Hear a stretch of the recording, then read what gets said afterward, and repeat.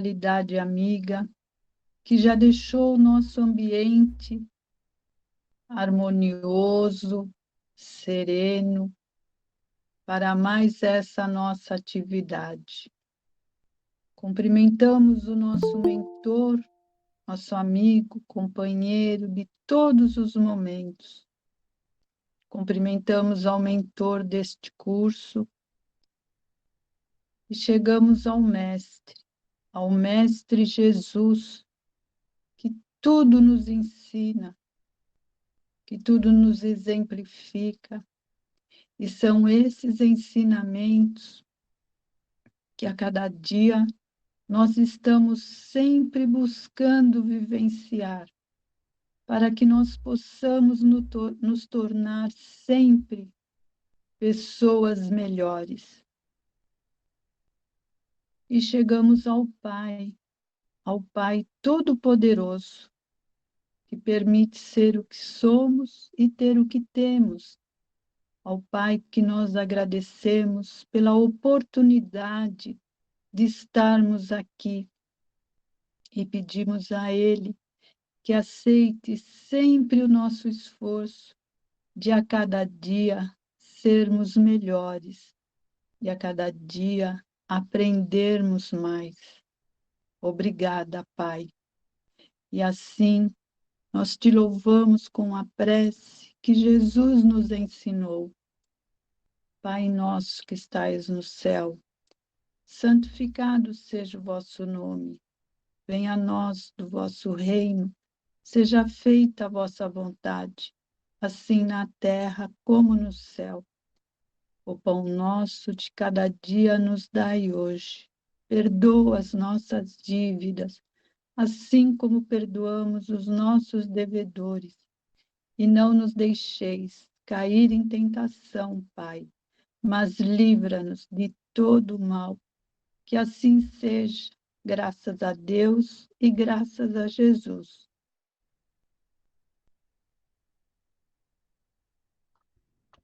Que assim seja. Então, vamos lá. Uma pequena recapitulação. O Livro dos Médiuns, como a gente viu semana passada, publicado em 1861. Depois ele teve uma outra revisão, que foi a definitiva. Segundo o próprio Kardec, é a parte prática do que foi falado no Livro dos Espíritos, porque ele diz que é a continuação do Livro dos Espíritos, né? Na doutrina espírita é a parte científica da doutrina, porquanto o Livro dos Espíritos é considerada a parte filosófica, né? Ele é dividido em duas partes. A primeira parte tem 4 capítulos. Nós vimos semana passada, lemos e comentamos sobre o primeiro capítulo, que é A Espíritos, né? Que para nós é uma coisa mais tranquila, que as 3 primeiras perguntas que nós devemos fazer para estudar esse livro seria, você lembra? Vocês se lembram? Vocês acreditam em Deus? Acreditam na vida após a morte, né? E acreditam que nós temos, que existem almas, que nós temos almas. E daí, para onde elas vão depois que nós morremos? Se a essas perguntas, todas elas forem sim, então nós estamos prontos para estudar esse livro, né? Qualquer outra pessoa, independente se ela tem adepta ou pelo menos simpática à doutrina espírita. Não adianta querer, se a pessoa não respondeu sim a essas 3 perguntas, nem adianta querer convencê-la que nós não vamos lograr isso. Basicamente era isso sobre o capítulo 1. Na segunda parte do livro são 32 capítulos, que daí ele é falado esmiuçadamente, pormenorizadamente, sobre as manifestações espíritas, né? Mas é a parte científica. Nada de parte, a gente chama de parte prática, mas nós não vamos fazer parte prática, nós vamos estudar cientificamente os fenômenos, ok? Capítulo 2 que iniciamos hoje, do maravilhoso e do sobrenatural. Como ele é dividido em itens, nós vamos ler item por item, e vamos comentá-los, ok? Rapidamente, porque esses capítulos foram escritos por Kardec, ok? Vamos começar com a nossa amiga Edna. Edna, pode ler para nós, então, o item 7, porque ele tem no sequencial, tá, gente? O maravilhoso e o sobrenatural. É o item 7. Se a crença nos espíritos e nas suas manifestações fosse uma concepção isolada, produto de um sistema, poderia, com certa razão, ser considerada ilusão. Mas nos digam então, por que é encontrada tão clara entre todos os povos antigos e modernos, nos livros santos de todas as religiões conhecidas? Alguns críticos dizem, é porque o homem sempre amou o maravilhoso em todos os tempos. Então, o que é maravilhoso para vós? Maravilhoso é o sobrenatural. O que entendeis por sobrenatural? O que é contrário às leis da natureza é sobrenatural. Então, deveis conhecer tão bem essas leis que julgais possível fixar um limite ao poder de Deus?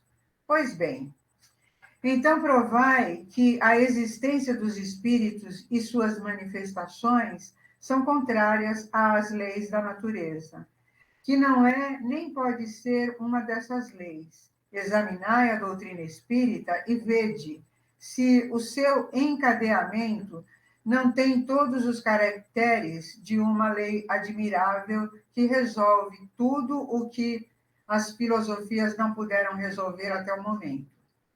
O pensamento é um dos atributos do espírito, a possibilidade que ele tem de agir sobre a matéria, de impressionar nossos sentidos e, por conseguinte, de transmitir seu pensamento.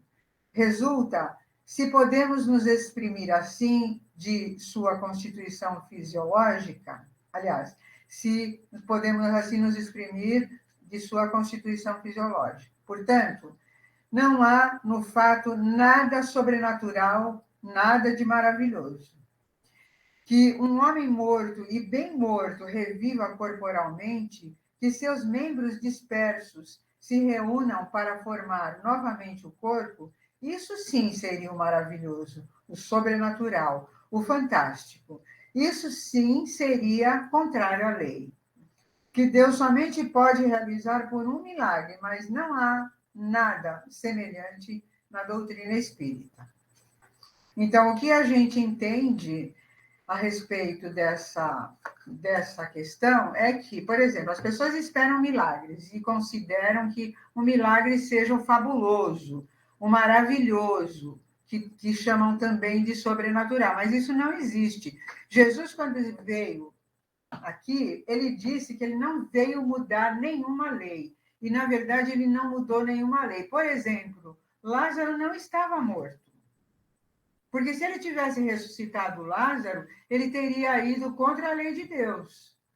E ele não tinha ele podia até fazer, talvez, não sei. Mas ele não veio aqui para fazer isso. Então, Deus, quando fez a lei de Deus é perfeitíssima. Não existe nada errado na lei de Deus. Nós aqui, com a nossa imaginação, com o nosso desconhecimento, com a falta de uma série de coisas que a gente tem ainda, a gente considera que tudo é sobrenatural. E é o que ele, no final, ele fortalece, né?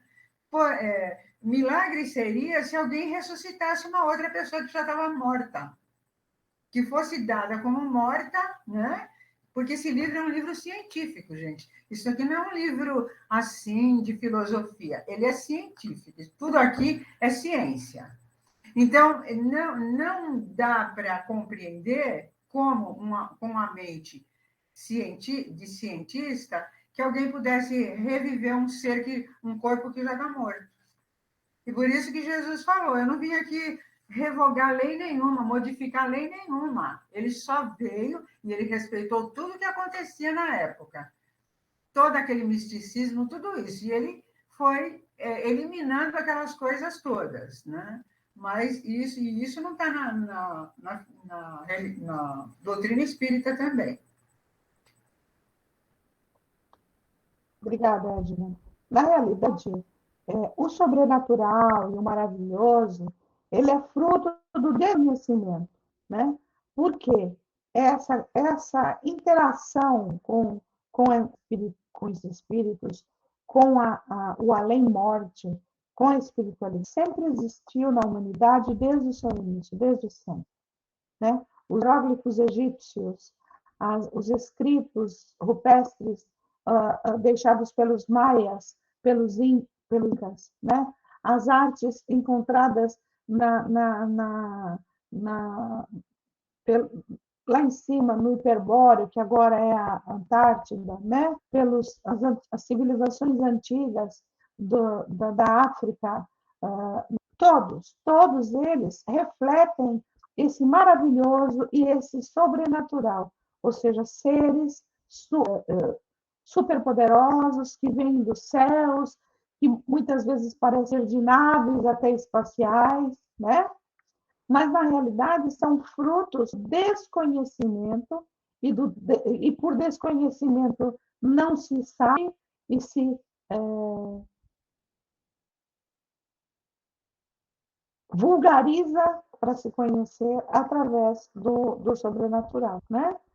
A partir do momento em que a doutrina, com a própria informação da espiritualidade, neste livro e em todos os outros que depois a gente vai tomar conhecimento, toda a literatura científica que veio até descrita, ditada pelos espíritos, nós vamos ver que é ciência, não existe sobrenatural, né?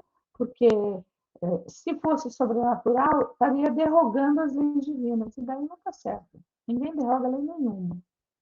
Então, por que é possível que um espírito se comunique se ele está em outra dimensão, se tem outra essência de matéria, se ele não faz parte deste mundo mais? Ah, nós vamos ver, por causa disto e mais disto.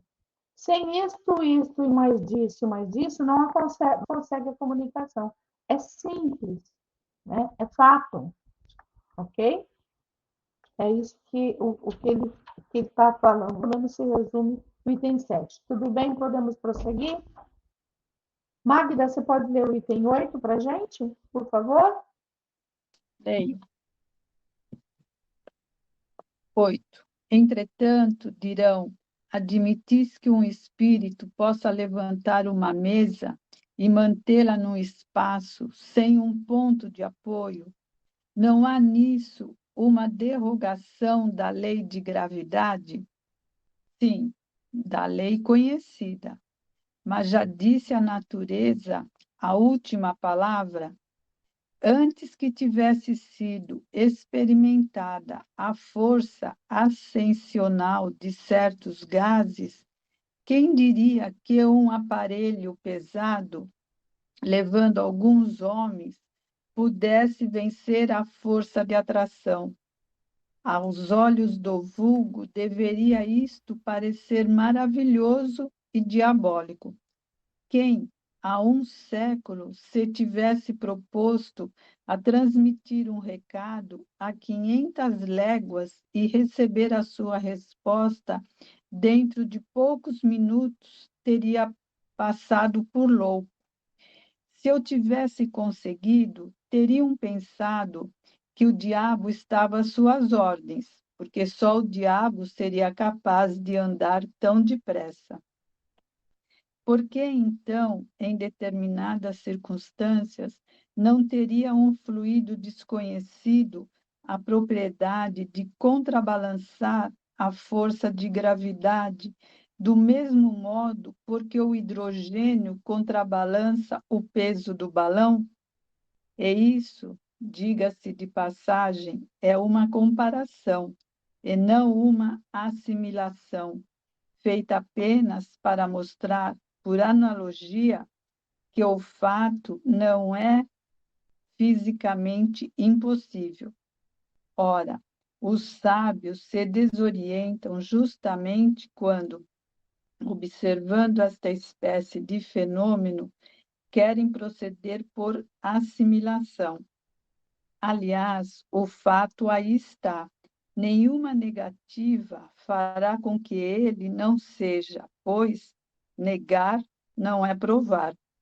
Para nós, nada tem ele de sobrenatural. Eis tudo quanto, no momento, podemos dizer.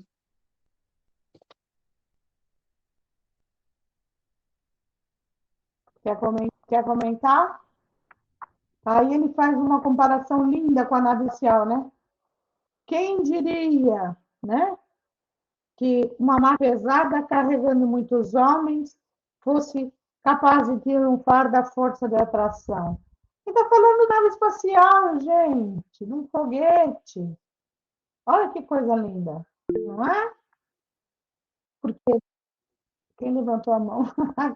A Edna. Fala, Edna. Dos aviões, né, também, porque nessa época eram os aviões, né, que estavam sendo, que estava acontecendo, né? Então, se seria chamado. E outra coisa, né? Seriam chamados de coisas fabulosas. Outra coisa, a gente não sabe nada. E a gente fica questionando, porque a gente não sabe nada, mesmo agora.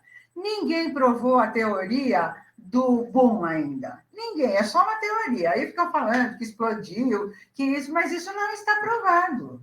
A gente não sabe nada. Aí ficam fazendo questionamentos de coisas que ninguém provou ainda, né?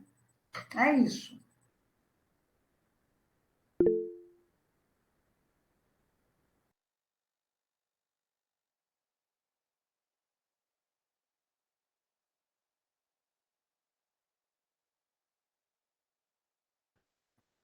Mari. Congelou. Mari travou. Não, eu ia fazer o comentário, né? Eu tenho a impressão que essa parte, ele ainda está tentando fazer uma correlação com aquilo que se fala que é natural e com aquilo que é espiritual, né? Então ele fica, o que é sobrenatural, né? O que se entende de sobrenatural, mas o que de fato é a natureza, né? E o que é espiritual. Para mim, chega com uma tentativa de convencimento de que existe a espiritualidade não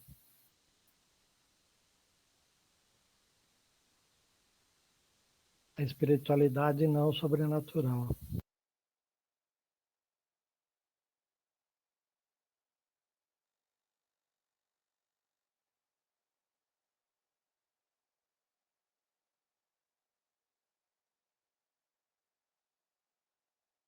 Ok, pode deixar. Eu acho que a Mari caiu, né? Edna, assume aí que a Mari está sem energia. Tá, Caiu. tá. Então, assim, vamos. Tem alguma dúvida? Alguém quer acrescentar mais alguma coisa? Então, vamos para o item 9. Quem leu? Quem gostaria de ler? Posso ler? Pode. 9. Se o fato está só assim, meu livro, pelo que eu estou vendo, é diferente do livro de Cada vocês, tá? edição é de um tradutor diferente. Então, se o fato está constatado, dirão, nós o aceitamos mesmo a causa que vindes de assinalar, a de um fluido desconhecido. Mas o que prova a intervenção dos espíritos? Aí está o maravilhoso, o sobrenatural.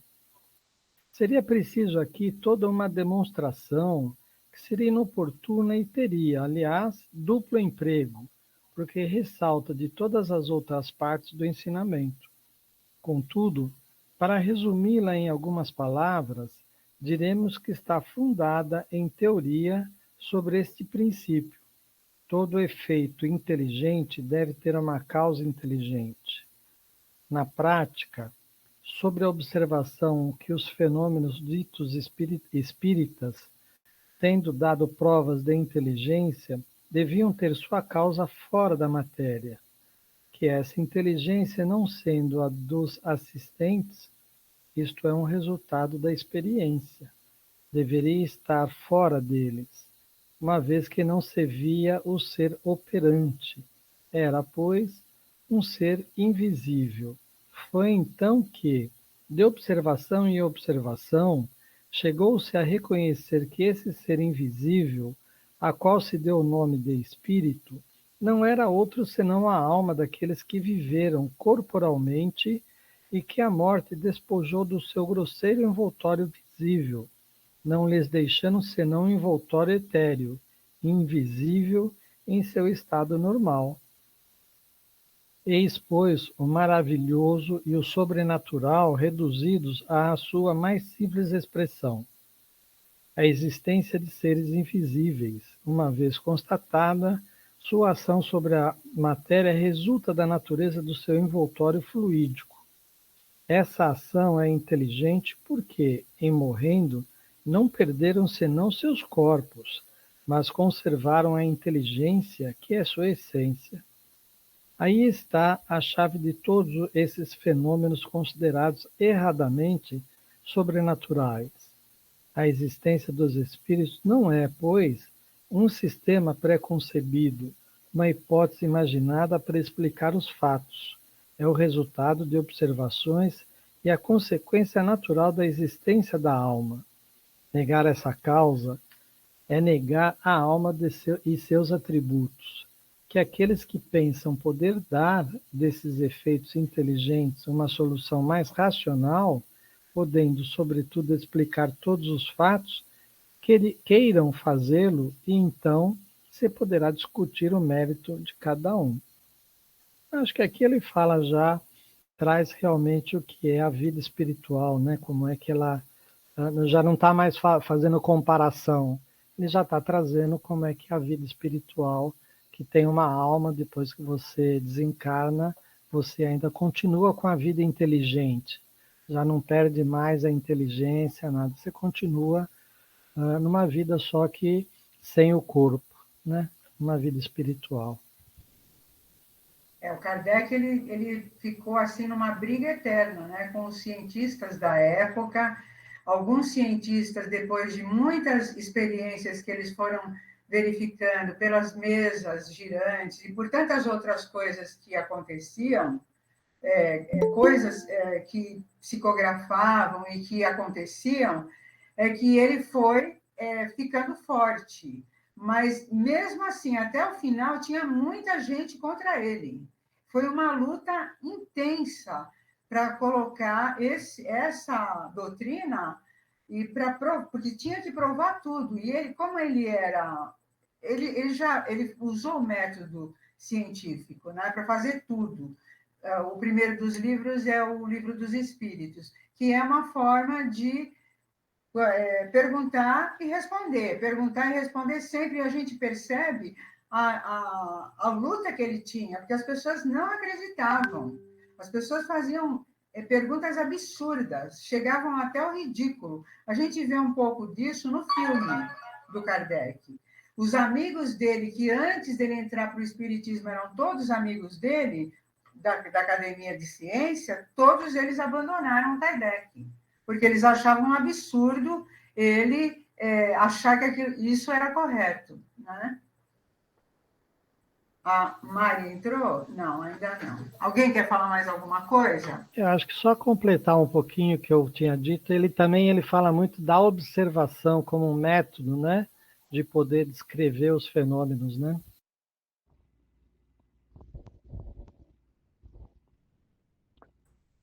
Vocês estão no item 8 ou no 9, né? No 10. No 10. Se você quiser, nós terminamos o 10 agora. Se quiser fazer algum comentário, senão vai para o... Aliás, foi o 9. 9. Agora a gente vai para o 10. Tudo bem, tudo bem. Fala, seu Helder, você estava dizendo. Não, eu já falei, já. Vamos lá. Quem vai ler o 11? O 10. O 10. Agora é o 10. Eu leio. Então, Alessandra, o 10. Se o cachorro deixar, tudo bem, vamos lá. Aos olhos daqueles que olham a matéria como uma única força da natureza, tudo que não pode ser explicado pelas leis da matéria é maravilhoso ou sobrenatural. E para eles, maravilhoso é sinônimo de superstição. A esse título, a religião, fundada na existência de um princípio imaterial, seria um enredo de superstições. Não ousam dizê-lo bem alto, mas o dizem baixinho. E creem salvar as aparências, concedendo que é preciso uma religião para o povo, e para fazer com que as crianças sejam sábias. Ora, de duas coisas uma, ou o princípio religioso é verdadeiro, ou é falso. Se é verdadeiro, ele o é para todo mundo. Se é falso, não é melhor para os ignorantes do que para as pessoas esclarecidas. Então, ele diz aí, na realidade, a tendência de se achar que sobrenatural, supersticioso e que a religião tem um quê de superstição, né? Exatamente para ter aquele, como é que a gente fala? Sem ofender as outras religiões, aquele quê de envolvimento, de, né, né, para fazer com que as pessoas sejam levadas a seguir seus preceitos sem questionar, porque são meio supersticiosas, mágicas, né? Assustadoras, né? E, na realidade, a doutrina espírita veio trazer exatamente o contrário. Para com isso, que não tem nada disso. É mais ou menos assim, sabe? Ela se para as pessoas com pouca cultura intelectual ou com aqueles que têm cultura intelectual, porque ela vai mexer no cerne da moral de cada um. E os fenômenos espíritas, eles são ciência, e eles podem ser explicados de maneira científica, sim, mas de maneira clara e simples para aquelas pessoas que não conhecem a ciência, sim. E ponto final. Porque a religião, como dizia Nietzsche, para muitos pode ser considerada o ópio do povo, né? Aquilo que embriaga, aquilo que alucina, aquilo que faz turvar a realidade para que ela seja suportável. Era essa a opinião do Nietzsche, aquele um cara bem maluco, né? Apesar de ser maluco, era muita coisa importante. Um filósofo. Mas, na realidade, ela era usada como ópio do povo por aqueles que queriam deter o poder, né? De comando sobre as pessoas. Alguém quer falar alguma coisa? Fala, seu Elton. Eu acho que tem uma questão na religião, né, que acho que tenta trazer, ou ele traz, que é a criação do bem e do mal, né? Então, para você tem que ir para o lado do bem, porque tem um lado do mal. Se você fizer coisa errada, vai ser castigado. E o Espiritismo não tem isso, né? Você é responsável pelas suas atitudes, né? Pelas suas ações. Então, não tem o mal. Quem pode fazer o mal a si próprio é a própria pessoa. Isso, porque a religião trazia essa possibilidade. O mal está aqui e o está aqui. Se você fizer tudo o que eu disser, você vai ser bonzinho, você vai ser abençoado, tudo certo. Se você não fizer, você é do mal, você vai arder no mar do inferno, e o capeta, o seu tridente, vai vir espetar o seu traseiro e vai carregar você para as trevas. Você não vai ser perdoado eternamente, nunca mais. Para com isso, né? Não, o bem e o mal estão dentro da gente. Isso foi revolucionário. Na realidade, Jesus veio dizer isso. Esse cara que veio lá 2000 anos, né? Assim como os outros profetas que vieram dizer e tiveram também suas deturpadas, né? O João Batista, como Elias e tantos outros. Seja bom, porque o certo é ser bom, cáspita. Faça o certo, seja honesto, viva na moral correta. Por quê? Porque isso é o certo. Acabou. Ah, mas eu quero ganhar o reino de Deus, então eu vou ser bonzinho interiormente eu fico rogando praga para todo mundo. Dentro da minha casa eu fico fazendo chazinho de erva, poçãozinha, para desejar o mal de todo mundo. Bom, mas só os anos mesmo, né? Que tem essa cabeça pequenininha. Fala aí, não. Então, essa questão do milagre, assim, quando Jesus esteve aqui, ele sabia manipular as coisas do. Nós não sabemos ainda, mas lembra que ele falou: vocês vão fazer tudo como eu e até mais que eu? Ele sabe manipular. A gente ainda não chegou nesse. A gente tem que ficar pensando o tempo todo nas coisas que Jesus falou, até para a gente compreender. E se tiver que explicar, também explicar. Entendeu? Vós sois deuses, ele falava. Exatamente. A gente não sabe manipular as coisas do universo, essa energia toda. Ele sabia. Tanto que ele curava uma pessoa que estava cega. Foi um cego de nascença que foi curado, porque ele sabia manipular. Né? Um dia nós também saberemos. Tudo bem? Vamos em frente?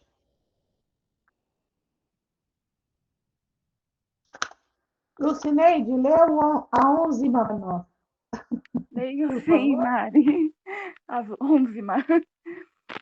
11. Os que atacam o espiritismo em nome do maravilhoso se apoiam, portanto, em geral, no princípio materialista, desde que, negando todo o efeito de origem extramaterial, negam, consequentemente, a existência da alma. Sondai o futuro de seu pensamento, perscrutai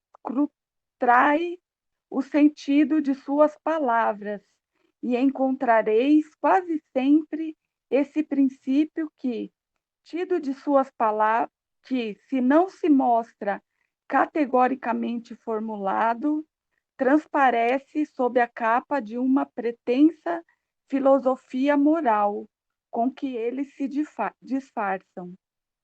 Rejeitando como maravilhoso tudo quanto decorre da existência da alma, eles são, portanto, consequentes consigo mesmos. Não admitindo a causa, não podem admitir o efeito. Daí o preconceito que os impede de julgar com a isenção o espiritismo, pois partem da negação de tudo o que não seja material. Quanto a nós, pelo fato de admitirmos os efeitos decorrentes da existência da alma, teríamos de aceitar todos os fatos qualificados de maravilhosos. Teríamos de ser os campeões dos visionários, os adeptos de todas as utopias e de todos os sistemas excêntricos.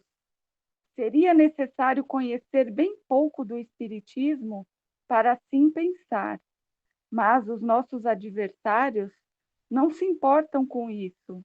A necessidade de conhecer aquilo que falam é o que menos lhes interessa. Segundo eles, o maravilhoso é absurdo. Ora, o espiritismo se apoia em fatos maravilhosos. Logo, o espiritismo é absurdo. Isto é para eles um julgamento inapelável. Creem apresentar um argumento sem resposta, quando após eruditas pesquisas sobre os convulsionários de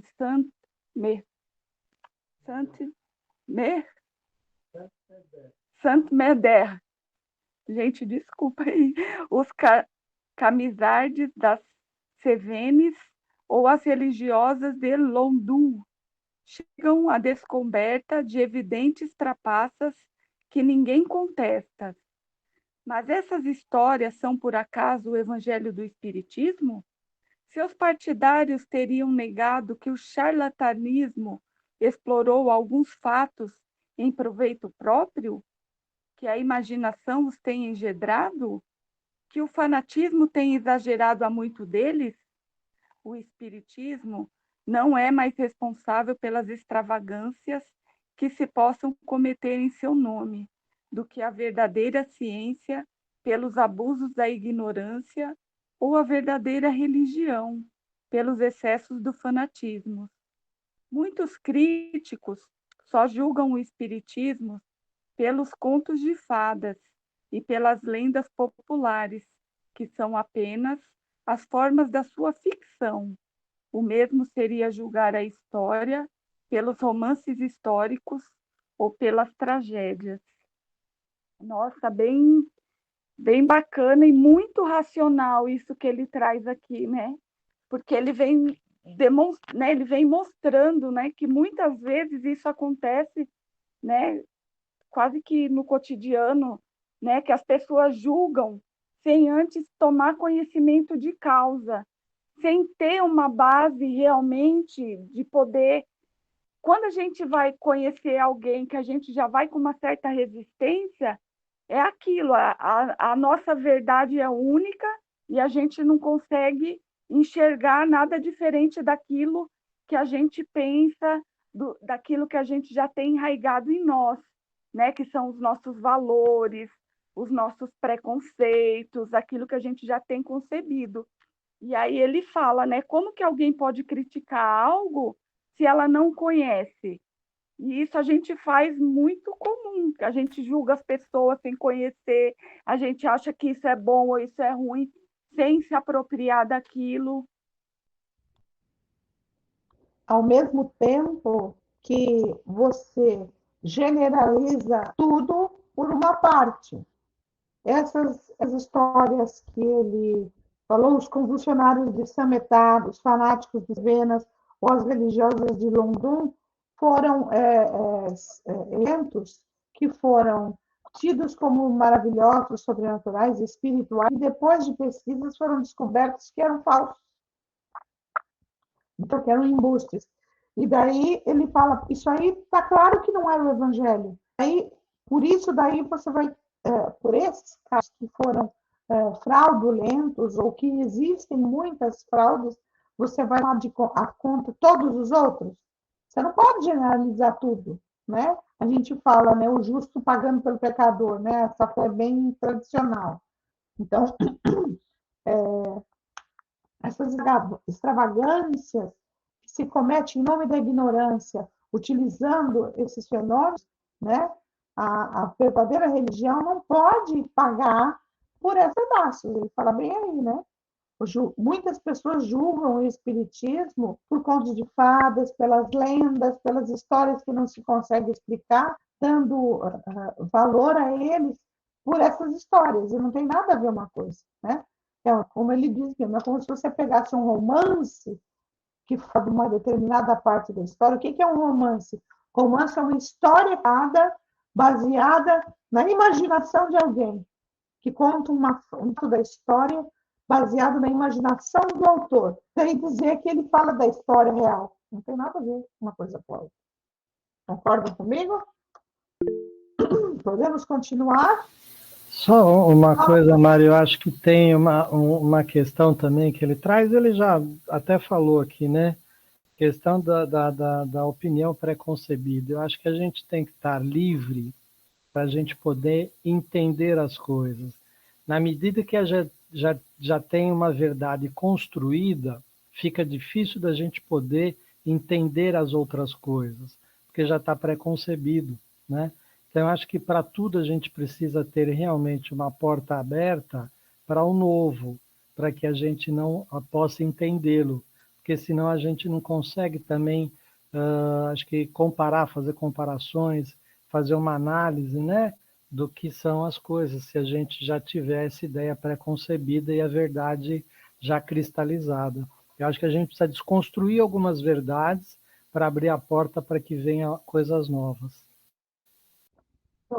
A gente pode até afirmar, eu até ouso afirmar na minha pequenez, que para qualquer coisa que você quiser tomar conhecimento, que você quiser acrescentar de conhecimento à sua vida, você tem que estar livre e predisposto a nenhum preconceito antes de conhecer. Você tem que estar, vamos supor, a gente vai estudar agora o livro médios. Quem se propôs a estudar agora, Ai, eu tenho medo de conver com o espírito. Mas não tem nada a ver. Se livra desse medo, porque nós não vamos conversar com o espírito. Agora não tem nada a ver uma coisa com outra. Então, para tudo que a gente for fazer na vida, um trabalho novo, né? Um trabalho material novo, uma mudança de carreira, uma mudança de cidade, uma mudança de casa, tudo a gente tem que estar sempre com esse espírito, né? De liberto, com a mente aberta, sem ideias preconcebidas de nada. Fala, Roberta. Uma coisa que eu estava pensando, que você agora falou no final da sua colocação, foi a mente aberta, né? Isso eu acho que é uma coisa principal quando a gente quer aprender algo novo, né? Mas a gente também não pode se esquecer que também Allan Kardec não só sofreu pela ignorância das pessoas do seu tempo e tudo, como pelo poder econômico que gira em torno das religiões, pois muitas pessoas até hoje não só discriminam o espiritismo pelo fato de não acreditarem, muitas delas até acreditam e sabem da existência dos espíritos, mas negam justamente porque as pessoas vão ter a mente mais aberta. E quanto mais as pessoas mais ignorantes, é muito mais fácil tê-las sob seu domínio. E como tudo gira também em torno do poder econômico nesse mundo, infelizmente, Allan Kardec, o espiritismo sofre até hoje pelo poder econômico das religiões na cabeça das pessoas e tudo, né? E porque muitos padres, não somente padres, pastores, muitos sabem da existência dos espíritos, sim.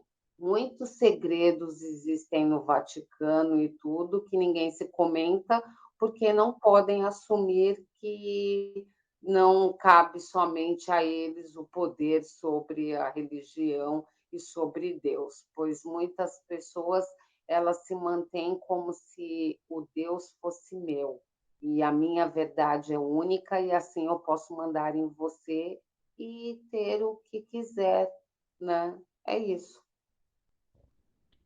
Eu concordo com você totalmente. Porque, na realidade, conhecimento, Roberto, é poder. O conhecimento é poder. E quem quer ter poder tem que minimizar o conhecimento de quem ele quer comandar, né? Mas o Kardec, assim como os espíritos que vieram da doutrina para ele, sempre souberam de uma coisa primordial, e isso a gente tem muito dentro de nós que acreditamos na doutrina espírita. A verdade sempre aparece. Sempre. A verdade é uma só, e ela sempre vai aparecer do tempo que demorar. Então, vamos sofrer, continuar sofrendo reveses? Sim. Perseguições? Sim. Menosprezos? Também, com certeza. Mas, com a doutrina espírita, não é uma religião, já está dito do nome, é uma doutrina, é uma maneira de ver, é uma maneira de ser. Isso é individual, é de dentro para fora, é a cada um. E é nisso que a doutrina conta. Conta que cada um de nós, tomando conhecimento dela e sendo reflexivo, ou seja, refletindo sobre o conhecimento que toma, que entra em contato, possa individualmente transformar sua vida. E assim, dessa maneira, por um efeito dominó, as pessoas vão se transformando. Até que vai chegar um determinado momento que essa transformação ela é geral e não vai ter como mudar, não vai ter como bloquear o movimento. Porque ela. E outra coisa também, as religiões, elas são boas e ruins. A religião boa é aquela que transforma o homem num ser humano melhor. Não importa se eu tenho poder econômico envolvido, se eu tenho poder político envolvido, porque nós já vimos bastante isso ultimamente também, infelizmente, né? Mas se algum dos seus membros se transforma num ser humano melhor, mais moral, mais moralizado, mais caridoso, ela está fazendo o seu papel para aquele membro, compreende? Para aquele membro ela está fazendo diferença. E como nós acreditamos na lei de causa e efeito, aqueles que assim não procedem vão receber a resposta do tempo da verdade. Né? Eu compreendo e concordo plenamente com você. Mas, como praticante da doutrina espírita, sinceramente, eu não me preocupo com isso. Entendeu? Eu não me preocupo. Porque o tempo é o Senhor de todas as respostas. Vamos continuar? Roberta? Oi, fala.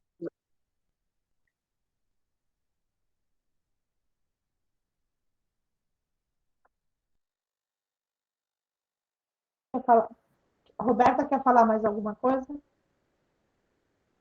Não,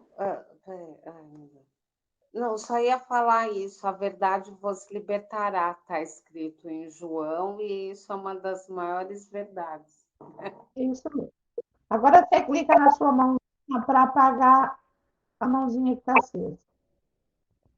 Tá, então, pronto. E desliga o seu microfone. Isso, querida, obrigada. Vamos continuar agora, é o item 12, né? Rodrigo, quer ler o item 12? Está bem para ler para a gente? Leio sim. Em lógica elementar, para se discutir uma coisa, preciso se faz conhecê-la, porquanto a opinião de um crítico só tem valor quando ele fala com perfeito conhecimento de causa. Então, somente sua opinião, embora errônea, poderá ser tomada em consideração.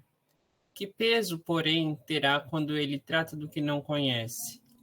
A legítima crítica deve demonstrar não só erudição, mas também profundo conhecimento do objeto que versa, juízo reto e imparcialidade a toda prova, sem o que qualquer menestrel poderá arrojar-se do direito de julgar Rossini e um Pintamonos o de censurar Rafael. Quer comentar? Na realidade, é o que a gente fala, juízo de valor, né? Eu só posso falar daquilo que eu conheço. Eu só posso dar palpite, dar julgamento daquilo que eu conheço. Se não, qualquer podia dizer que a pintura de Rafael era uma porcaria só porque eu pintava meus vinhos de flor aqui na minha casa. E não é assim. Eu preciso fazer uma crítica correta, sensata, erudita, ou seja, com palavras de contexto, mas eu preciso principalmente conhecer de arte. Senão eu não posso, além de conhecer de arte, conhecer a história e a categoria da arte do Rafael, mas o pintor, que era o exemplo que eu peguei aqui do livro. Vocês compreenderam? Então, aquele que é crítico do espiritismo, no mínimo tem que conhecer ele a fundo. E não só negá-lo só porque não concorda. Ah, eu não concordo. Não concordo, então eu não acredito. Fala, Rodrigo. Não, eu não consegui falar na hora que me deu uma crise de tosse, desculpa. Eu ia comentar justamente isso que você está falando. Eu acho que para mim, pelo menos, me parece muito lógico. A gente não pode falar daquilo que a gente não tem propriedade. Então, até para a gente criticar alguém, a gente tem que saber o que a gente está criticando. Se a gente não concorda com alguma coisa, a gente tem todo o direito de não concordar, mas a gente precisa ter base no que a gente está falando, seja para concordar e defender, ou seja para discordar e aí defender a nossa discordância, né? Seu Helder? Rapidinho, tem um professor que ele diz, né, que nós temos aí numa quantidade de adultos no país em torno de 150 milhões e nós temos 150 milhões de advogados, né? Mesmo sem a formação, porque é bem isso, né? Cada um acha que entende de lei mais do que às vezes o próprio advogado, né? Então é exatamente o que você acabou de falar, e a gente às vezes não tem a humildade de poder reconhecer que a gente não conhece, né? Então que a gente às vezes tem que se calar e ouvir. Exatamente. Né?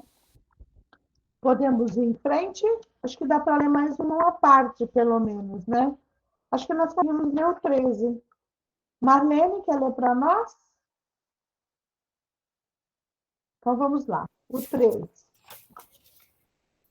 O Espiritismo não aceita, pois, todos os fatos reputados maravilhosos ou sobrenaturais.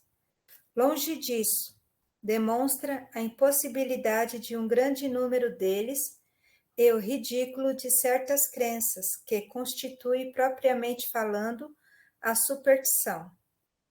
É verdade que no que ele admite, há coisas que para os incrédulos são puramente do maravilhoso, ou seja, da superstição, que seja, mas ao menos não discute senão esses pontos, porque sobre os outros não há nada a dizer. Estareis procurando convencer quem já está convertido. Em atacando o que ele mesmo refuta, provais vossa ignorância da coisa, e vossos argumentos se perdem. Mas onde se detém a crença do Espiritismo, dizer-se-á: lede, observai e o sabereis. Toda ciência não se adquire senão com tempo e estudo. Ora, o Espiritismo, que toca nas mais graves questões da filosofia, a todas as ramificações da ordem social, que abarca ao mesmo tempo o homem físico e o homem moral. É ele próprio toda uma ciência, toda uma filosofia, que não pode ser aprendida em algumas horas, como todas as outras ciências. Não haveria tanta puerilidade em ver todo o espiritismo em uma mesa girante, como em ver toda a física em certos jogos infantis. Para todo aquele que não quer se deter na superfície, não são preciso horas, mas meses e anos para sondar-lhe todos os arcanos. Que se julgue por aí o grau do saber e do valor, da opinião daqueles que se arrogam o direito de julgar, porque viram uma ou duas experiências, ou mais frequentemente à guisa de distração e de passatempo. Eles dirão, sem dúvida, que não tem tempo disponível para dar todo o tempo necessário a esse estudo. Seja nada ao constranger a isso. Mas então, quando não se tem tempo para aprender uma coisa, não se ocupe em falar sobre ela, menos ainda em julgá-la, se não quiser ser acusado de leviandade. Ora, quanto mais se ocupa uma posição elevada na ciência, menos se é desculpável por tratar levianamente um assunto que não se conhece.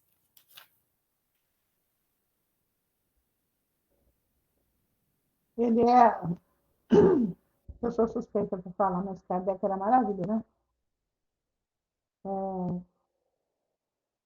Gente, vamos falar do que vocês entendem, do que vocês me calem a boca. É simples assim, né? E não adianta ficar no superfície. Assim como ele fala, né? Eu acho que a gente já... A Edna talvez seja a pessoa... Desculpa falar isso, não se ofenda, mas a Edna talvez seja a pessoa mais experiente do grupo, né? Idade. Eu não sei há quantos anos ela estuda a doutrina espírita. Uns 30 anos, mais ou menos. Então, eu tenho 71 anos. Eu comecei a ler livro espírita com 2 anos. Mas comecei a estudar mesmo, acho que com 8. Né? Então, tem mais 40. E eu ainda me deparo frequentemente com coisas que eu penso que eu preciso voltar aos livros, pesquisar, não é, gente? Estudar. Voltar, porque na primeira leitura você não entende. Isso eu aprendi quando eu estava na faculdade. Meu professor falava, vocês têm que ler O Pequeno Príncipe umas 15 vezes. Assim, cada 2, 3 anos você lê ele de novo, aí você vai entender O Pequeno Príncipe. Ele sempre falava isso.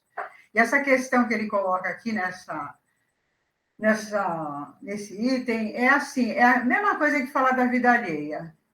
É igualzinho. Se você não conhece o outro, por que você está falando mal dele?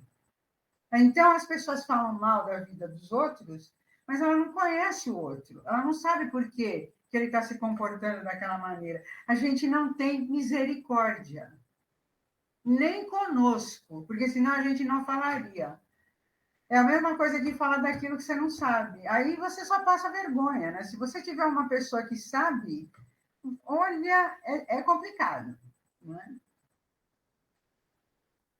Frequentemente a gente se depara com fenômenos, com questões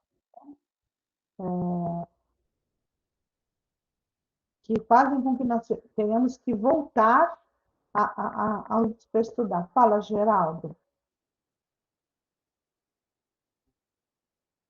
Bastante atenção foi nesse pedacinho que é exatamente isso. Se você não conhece, não fale.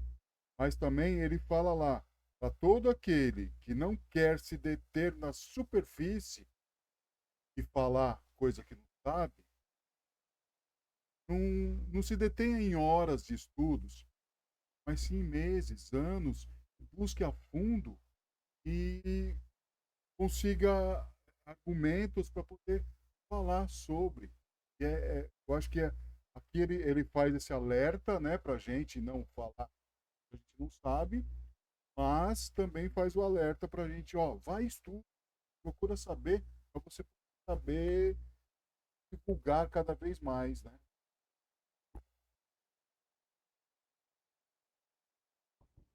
É isso mesmo, é exatamente isso. Porque, mesmo que não seja para divulgar, mesmo que seja para interiorizar para mim mesmo, para eu aceitar essa necessidade dessa bendita dessa reforma íntima, né? Eu preciso entender, eu preciso compreender. Então, eu preciso estudar. Porque não são só 3 anos de escola suficientes para que a gente tenha contato com esse mundo enorme de informação. Quem fez a escola sabe. Eu fiz 4 escolas.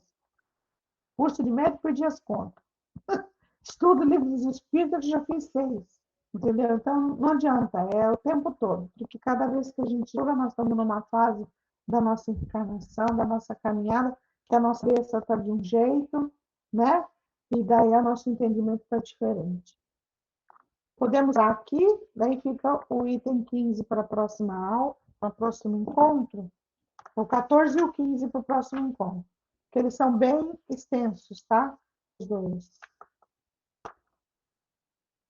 Deixa eu ver. O 14 nem é tanto, mas o que é um pouco maior. Tudo bem? E a gente já entra no capítulo 3, que vai falar do método, ou seja, como um método para se estudar um fenômeno é importante, né? Esse capítulo vai falar exatamente isso. O que é método e como é importante ter um método padronizado e quadradinho, como diz Kardec, para se estudar os fenômenos espíritas, né? Você não pode sair observando aleatoriamente, não. Tem que estudar todos do mesmo jeitinho, porque foi através desse estudo metódico, né, que a gente fez, que o Kardec fez essas comparações e chegou a essas conclusões. Vamos encerrar, amigos? Fala, Edna, pode falar. Ó, no final, eu não sei de vocês, mas no final de cada livro, no meu, por exemplo, tem, por exemplo, um trecho da história do calvinismo, que é interessante ler.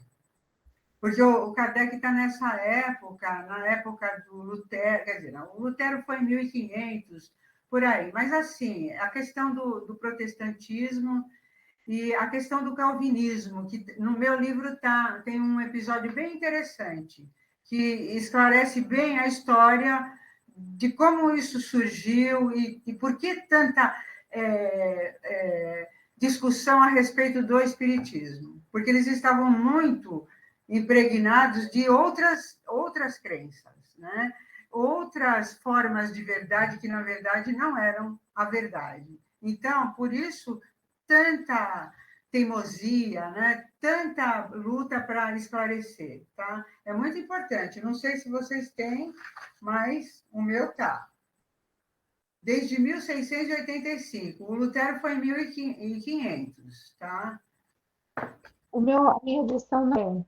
A edição não tem. Algumas edições têm. A minha O que também a não. O meu, Renata é assim, que seria interessante, não é obrigatório, mas que seria sim, interessante sim, a gente tomar conhecimento da época histórica em que Kardec fez essa sim, publicação, né? Que é a época do calvinismo, que foi um movimento da sociedade onde onde se fortaleceu muito o protestantismo, as contestações, né? E daí todo mundo era contra tudo, todo mundo negava tudo, era um monte de encrenqueiro, entendeu? E isso, na verdade, foi até proposital, espiritualmente falando, sim. para fortalecer a doutrina espírita. Se a gente for estudar os movimentos históricos à luz do espiritismo, tem bibliografia para isso, a gente consegue perceber que por que veio a época de Lutero, que rompeu com a Igreja Católica e fundou o protestantismo exatamente naquele século. Foi em 1500. 1600 veio o Calvino. É tudo na Então, Idade Média. É tudo muito complicado, que é a Idade das Trevas. século XVI, que foi Lutero. Depois do século XVII veio o Isso, calvinismo, isso. né? E no século XVIII ou XIX veio a doutrina espírita. Isso, Então, exatamente. foi tudo encadeado exatamente para despertar o pensamento crítico no homem, tá? Então, quem tiver interesse, era interessante que a gente conseguisse, se a gente tivesse condições de estudar a história da humanidade, eu sou apaixonada por isso. Ah, eu também. Eu É por amo. isso que eu vou fazer antropologia, né? Para desenvolver. Você vai fazer Então, sociologia? Você vai fazer antropologia, antropologia? e tem Então, sociologia. meu filho é mestre em antropologia. Dá licença?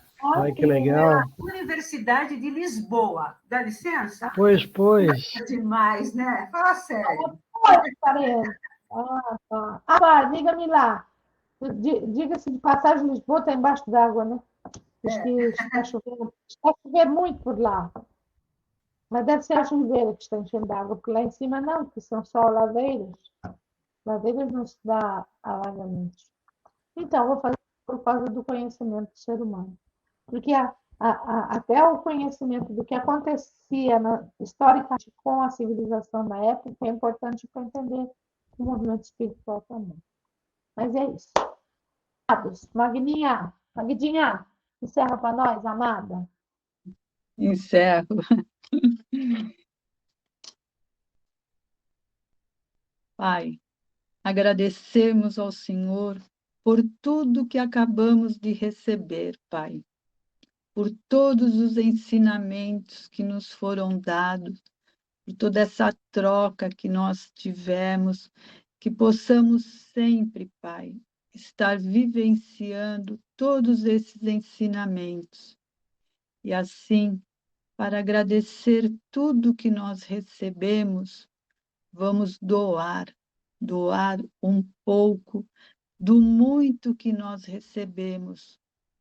Então, vamos vibrar amor, paz, luz para todo o universo, para todas as moradas da casa do Pai, para o nosso planeta Terra, esse planeta que nos abriga, que nos dá essa oportunidade de estarmos aqui aprendendo a sermos pessoas melhores.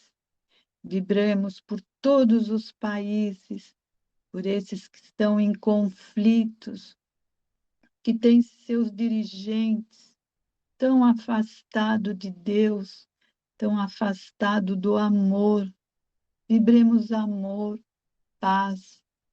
Vibremos pelo nosso país, pelo povo brasileiro.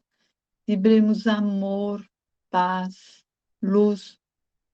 Vibremos por toda a humanidade sofredora. por todos os leitos de dor, por todo lugar onde houver uma dor. Uma pessoa que sofre. Vamos vibrar muito amor, muita fé, muita esperança. Vibrar pelos jovens, idosos, crianças desamparadas, por esses que estão em situação de rua, embaixo de pontes, sozinhos, perdidos. Vamos vibrar muito amor, vibrar para que eles possam se encontrar, que eles possam ter uma esperança de que amanhã seja melhor do que hoje, que eles possam sempre receber um prato de alimento, uma roupa. E, Pai, abençoa todas essas pessoas que fazem essa tarefa, Pai. Vibremos por todos os asilos, orfanatos, presídios. Vibremos por todos nossos amigos, familiares, encarnados, desencarnados. Vibremos por todos os lares, mas vibremos pelo nosso lar, para que Jesus esteja sempre presente, trazendo amor, paz, harmonia, alegria. E, Pai, vibremos por nós mesmos, sempre como eternos aprendizes que somos, sempre como estamos buscando sermos pessoas melhores, Pai, com toda essa oportunidade que o Senhor nos dá. Que assim seja, graças a Deus e graças a Jesus. Obrigada, Magda. Queridos, se vocês puderem entrar no YouTube FEA, né, Geraldo? Curso... Ele vai colocar lá o vídeo, né? Coloca, porque eu precisaria que vocês entrassem lá, se inscrevessem no canal e curtissem. Ok. Dá um joinha, como eles falam no TikTok. Depois eu vou enviar. Tá bom? Passa o endereço.